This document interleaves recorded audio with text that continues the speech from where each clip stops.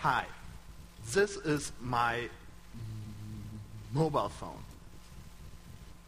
A mobile phone can change your life.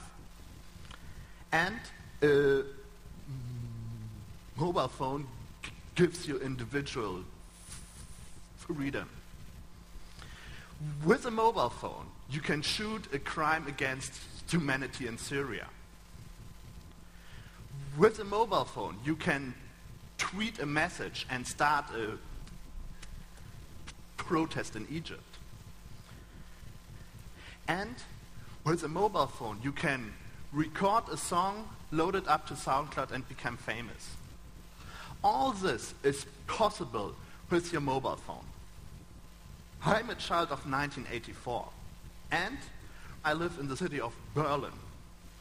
Let's go back to that time, to this city. Here you can see how hundreds of thousands of people stood up and protested for change.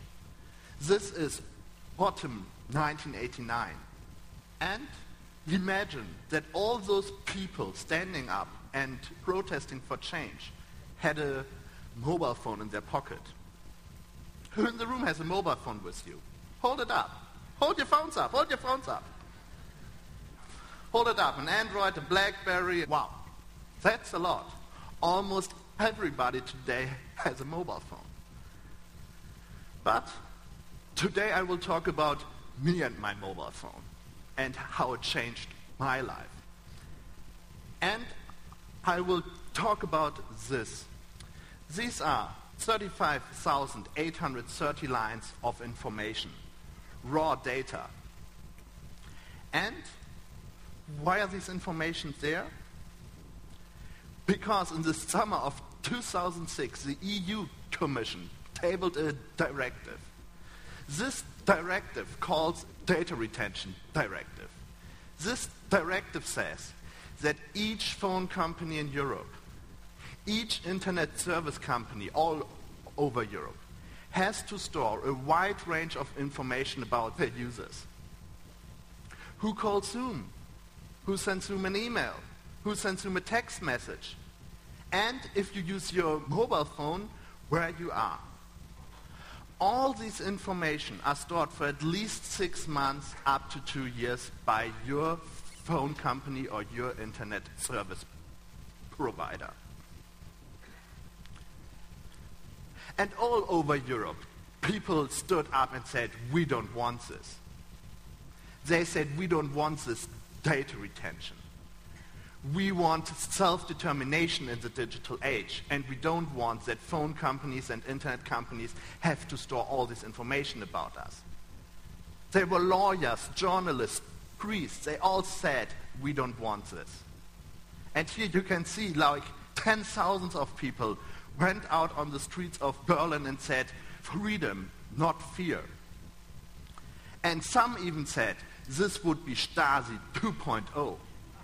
Stasi was the secret police in East Germany. And I also asked myself, does it really work?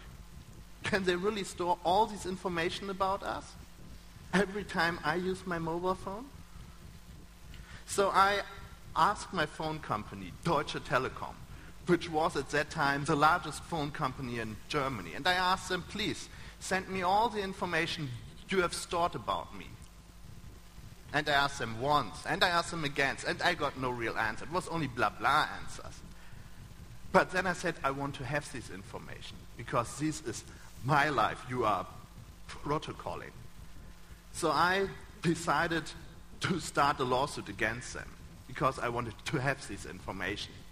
But Deutsche Telekom said, no, we will not give you this information.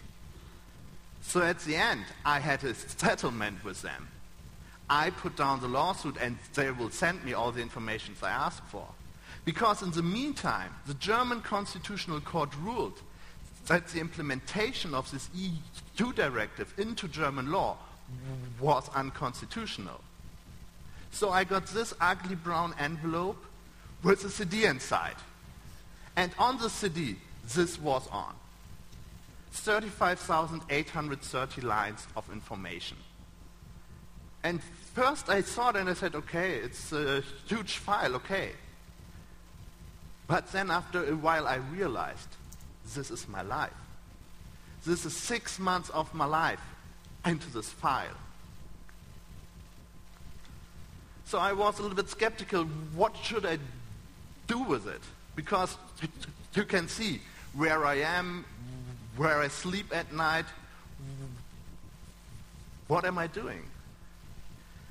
But then I said, I want to go out with this information. I want to make them public because I want to show the people what does data retention mean. So together with Site Online and Open Data City, I did this. This is a visualization of 6 months of my life. You can zoom in and zoom out. You can wind back and fast forward. You can see every step I take. And you can even see how I go from Frankfurt by train to Cologne and how often I call in between. All this is possible with this information. That's a little bit scary.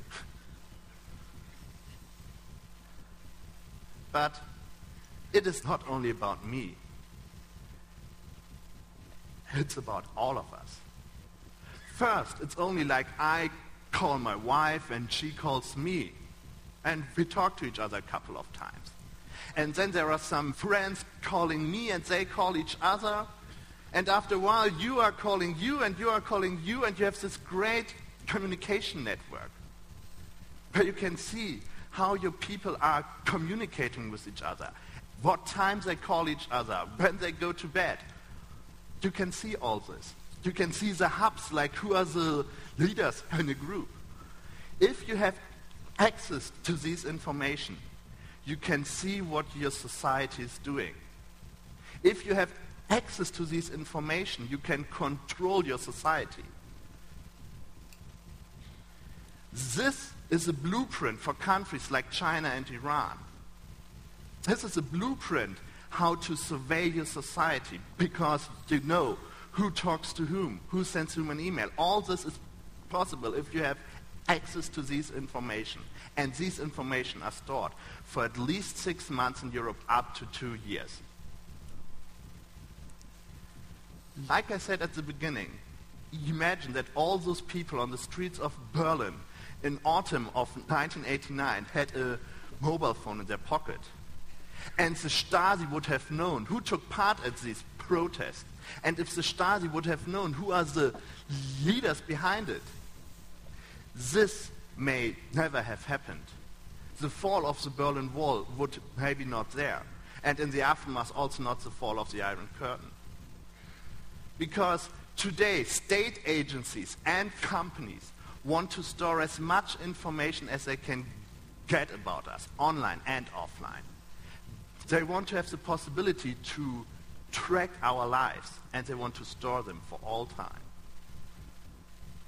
But self-determination and living in the digital age is no contradiction. But you have to fight for your self-determination today. You have to fight for it every day. So when you go home, tell your friends that privacy is a value of the 21st century and it's not outdated. When you go home, tell your representative only because companies and state agencies have the possibility to store certain information. They don't have to do it. And if you don't believe me, ask your phone company what information they store about you.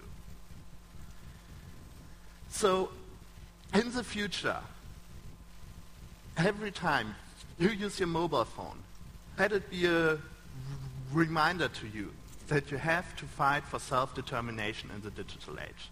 Thank you.